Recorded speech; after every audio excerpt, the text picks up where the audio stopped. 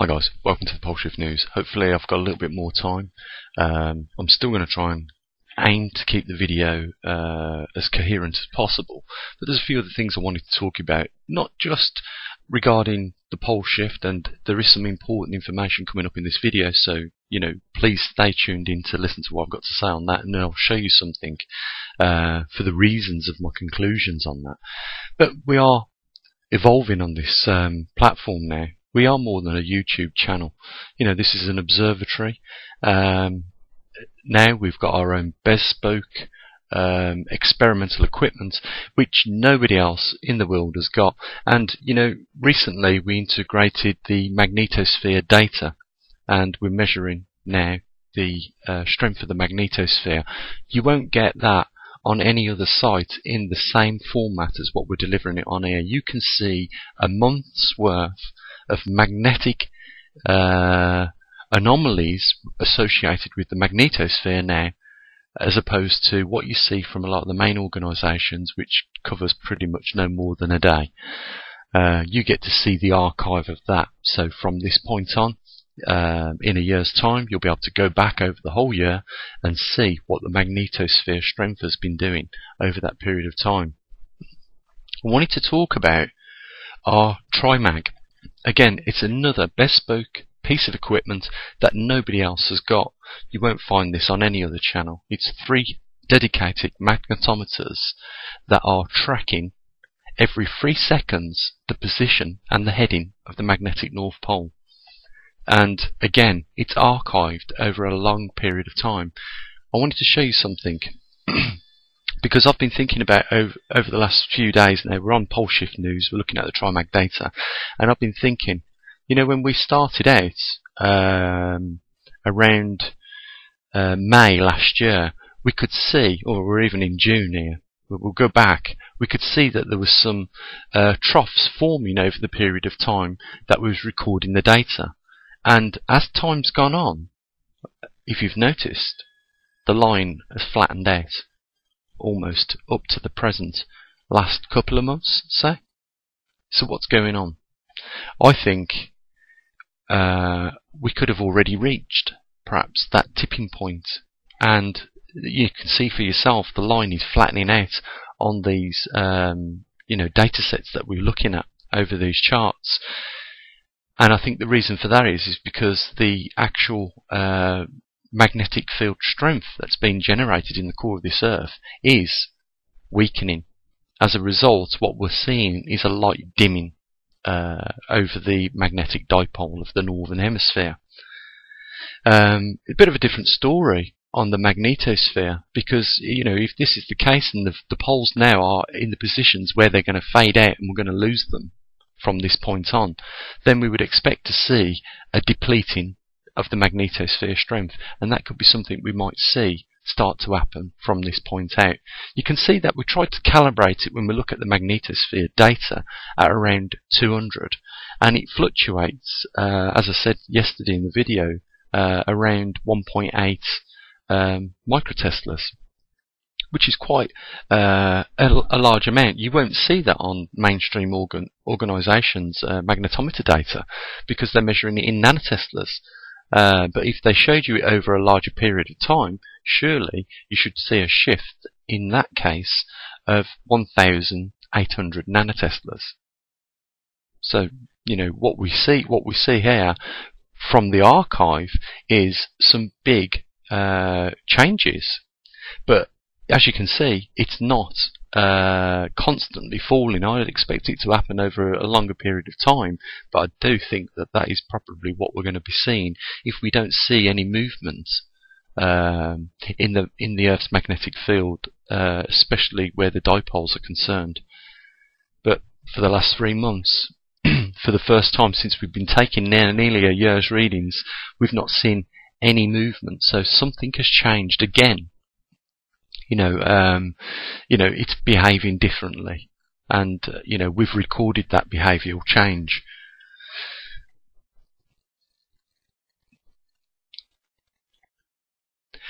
Now, as we can see, there's a geomagnetic storm taking place at the moment. Again, I don't think there's anything that will come out of it. There is which has been a bit of a rarity for a while now, a small sunspot region just north of the equator on the disk. And the other thing is, guys, we have been predicting for the last 5 years on this channel that sunspots would be at some point dying out, and not just because we was coming to the end of the solar cycle, but because the solar cycles prior to this, solar cycle 22, solar cycle 23, and now 24, have been pittering out as the years have been going on. So the last 33 years we have seen, a gradual decline of the numbers of sunspots, indicating that at some point, these sunspots were going to go out, and we weren't going to get a solar cycle 25 even begin to start. And even if we do, it's going to be rare that we see sunspots on there. We know what the implications for this is going to have on the Earth, because if we're enjoying more sunspots, we're going to be enjoying greater temperatures on the Earth. Obviously, it stands to reason now. With the data we've looked at, we can see that more sunspots coincide with better climates. So we can say that at some point the climates are going to shift over the northern hemisphere to a more cooler, temperate environment. That could, as we know, spell possibly another glacial period. We're already in an ice age, so you do hear quite often, this could be the next ice age or a beginning of a mini ice age. Well, we're still in an ice age. The only thing that we could be getting, if we're going to go worse, is into a glacial period. When we look at the sunspot observations over the last 7,000 years, we see a bigger picture than just the more recent 33 years of 3 solar cycles. We can see that the numbers have been dipping off, and it was around about 12,000 years that we was in the last glacial period. I predict with the data before me that we are going possibly now into the next glacial period, which could spell the next not 50 years of colder temperatures over the northern and global regions, but could spell colder temperatures for maybe many thousands of years. And it is for that reason, we've got to change the way we conduct ourselves. Now, with global governance, we're not seeing a lot of change happen, and especially change that we can benefit from. In fact, it's almost like there is ignorance out there with the global leaders, and if they are making plans and preparations for a cooler climate, which is going to affect things such as food production, rearing of cattle, and so on, then it is going to affect countries over the northern hemisphere. And with the other effects associated with climate right now, we could be looking at other things like floods, droughts, tornadoes, hurricanes, cyclones, cyclonic effects affecting even those regions of the Earth that are, poised to be better climates and more stable climates, where we might in the future be heavily depending on our crops to grow. We've got to do a lot of changes, and right now, guys, these changes aren't taking effect, and there is not even a plan to make these changes, or at least as far as even I've been aware to establish. Which is why, guys, in this time it is critical for you to keep yourselves informed of the events of which are taking place. And over the last 5 to 7 years, Pole Shift News has evolved into an observatory that monitors the magnetic North Pole, the magnetosphere, and a lot of other geological events, and we monitor them on a real accurate level on a regular basis. Our predictions are usually made with the best evidence that we've got to date at our hands, and that enables us to make our predictions. 5 years ago, we made a prediction that sunspots would, with regards to all the research that we'd gone through, were going to disappear. And now they're starting to. You see one now every now and then, as opposed to regular amounts. We're covering volcanic events globally, earthquakes globally, live solar data and space weather on Pole Shift News now, and we are slowly becoming a better, well, more equipped observatory than a lot of other people that are talking about these things on YouTube. It's become more than just a YouTube channel. It's a small observatory with bespoke experimental equipment that is doing a great job so far. We have had a couple of bugs which we've managed to fix. The equipment and the recording methods now are becoming more reliable, and we're starting to see changes now that we predicted would happen with the magnetic North Pole. Now this, I just want to remind you, in its entirety is probably one of the most significant events that mankind has witnessed, and the reason for that is there is no recorded data from the 780,000 years ago when the Earth went through a magnetic pole reversal. What we're seeing at the very earliest stages is the magnetic North Pole migrate over the northern hemisphere, and whilst doing so, taking the Arctic climate along with it towards the direction of Siberia.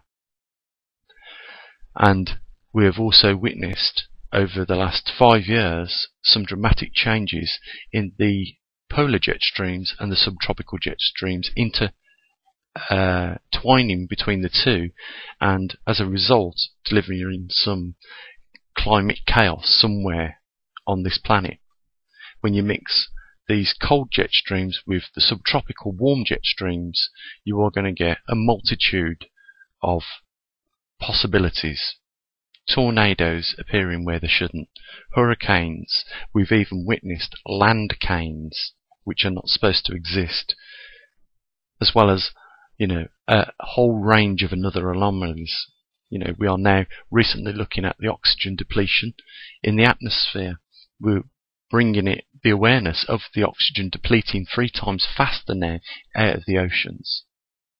We've talked about other environmental impacts on this planet, such as the Grand Pacific Ocean garbage patch, which is choking and clogging up most marine lives, damaging marine infantry zones around these coral regions.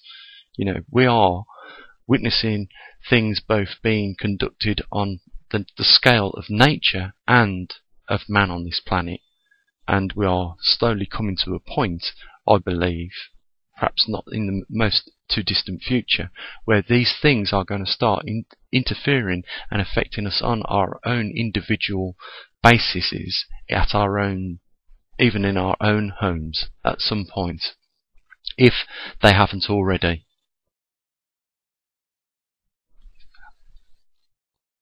We do cover quite a lot, but there is a lot more to do. There's only 1% or even less than 1% of the entire population of this planet that are even aware that the magnetic poles are reversing, and as a result of its delay of 500,000 years could mean that there is no guarantee we will get the poles reverse completely. What I mean by that is that the poles could just vanish as they did do on Mars, and as a result we could lose our atmosphere and all the water on the surface, because that is exactly what happened to Mars. Mars first lost its atmosphere through sputtering, through having no protective magnetosphere, and then once the atmosphere was stripped, it left no protection whatsoever for the surface waters to be kept in their reservoirs. As a result, Mars looks like it does now. So it is a possible threat for every single biodiversity on this planet, and that's why it is one of the most important anomalies that is taking place for the first time in 780,000 years on this planet, in my case, or in my view. We've tried to keep the channel up until this point, free to all, and we are going to continue to do that as long as we get a bit of support from just a few of you guys out there, as you have done over in the last 5 years. With the money that we've raised, we've come a long way and we've delivered a lot, guys. You've got to realise that what we've covered now, even on this website alone, is pretty much every geological event that is taking place, and put it all in one place for people to view if they choose to. But there is 99% or more of the population of this planet that is completely unaware of this problem, and unless more awareness is brought about, nothing will get done. There will be no steps put in place, no plans put in place to, if at some point, protect from even the slighter things that the magnetic poles can cause as a result of this. Just to give you an idea, if we lose, like we have done already, another 20%, we've lost 20% of the power of the magnetosphere that protects us on this planet. If we continue to lose that strength, and we even have a moderate solar flare come off the sun directed towards Earth, as we have done in the past, doesn't have to be an X10 such as the Carrington event was, but nevertheless, even when the Carrington event happened, the highest level of technology was telephones, and it fried all the telephone lines as a result. In this day and age, it will reset mankind possibly, because the grid will go down. The grid won't be able to be put back together in, a matter of weeks and months, and over that period of time, it will likely never get put back up because of the level of uncontrol which will break out even after 1 week of the grid going down. And the reason for that is that nobody will get any fuel pumped at the petrol stations. The logistics of most countries will break down immediately within a week or two. The reserves will be consumed, and all the infrastructure, the workforce and everything of each country will have no choice but to go into survival mode for themselves. Cities are heavily populated and heavily dependent on logistics being brought into them. Food, electric, water, sanitary, everything, you name it. And when that ceases to exist, pandemonium will break out loose, like we have seen in some of the documentaries that have covered the subject. That is a real possibility that we even face right now, guys. And I think it's important, we all do our little bit to make others aware of the possibilities that they face, because, we have taken for granted for far too long these matters. We don't even consider living in a hostile environment on this planet because, the rarity of such large meteorite impacts happening are thousands and thousands of years apart, generations down the chain. Forget the stories of, the one day when, the whole forest was knocked flat as a regard to, a meteorite impact. Most of the meteorite impacts on the surface of this planet have been covered over by vegetation, and not like the deserts, so easily to spot. But if ever you want an idea of the level of hostilities that we have sustained over the years, then the perfect place to look is out of your window, maybe even this evening if it's clear, at the moon, because you will see it is potted with impact crater marks all over it. And that is just one of the possibilities that we face on a day-to-day basis. You add in all the other possibilities of what we're facing now, and mankind has probably never gone through the gauntlet as much as what he's going through now. The technological advancement that he's having, wreaking havoc on these modern technological continents, such as the UK, Russia, America. The workforce has never been in such, high amounts, and the jobs have never been in such low amounts. Yet the dependence to be part of the monetary system is always there. So guys, I just thought I'd round up a few things of what we do on this channel and point out a few of those things that we face as a species in the future. And I only hope that you do see things the way I do and want to support it, because it's ever so easy. And I understand it is very easy when you see the numbers of people on YouTube subscribe to us and think that they will do their bit. I don't have to. If everyone thought like that, we wouldn't have even been in a position where we are now to do what we are doing. And I think even if we weren't covering anything other than just the magnetosphere strength and the position of the magnetic poles, we would be doing a great job, because no one else is out there doing that, guys, and freely delivering the truth about the positions and the state. But we're doing a bit more than that. We're covering all the other geological anomalies that are taking place on this planet. So I hope you continue to support the channel. I hope that you might even think now that maybe is a time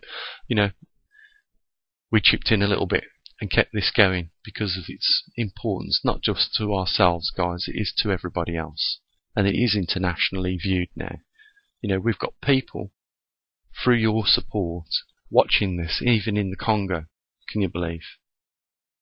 On the analytics, I can see that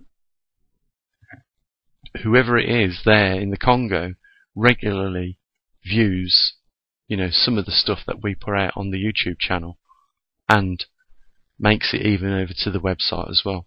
So that's great. We're being viewed in the Congo, can you believe? So guys, I'll leave it here. We'll continue monitoring the data. We've got the cloud chamber we're developing at the moment still. We're going to be looking at integrating a atmospheric oxygen sensor, and the only other thing that we're going to be doing is at some point not only will we be adding archive data, but we're going to be adding live data from the master, because I think it's time now that we took it, even our data being fed and uploaded onto our website real time for you guys, so that you can see what's happening right now, as opposed to just seeing it every month go up there in an archive format. So those are some of the things that we're going to be working on here. And if there's anything else you think that we should have on this website, then please drop it in the comments section, and we'll do our best to do what we can. So I'll remind you guys, there's a link down there if you want to support the channel, research and observatory. That's the link down there to do it. And I'll wish you the best for the week ahead, and so I usually do. Bye for now.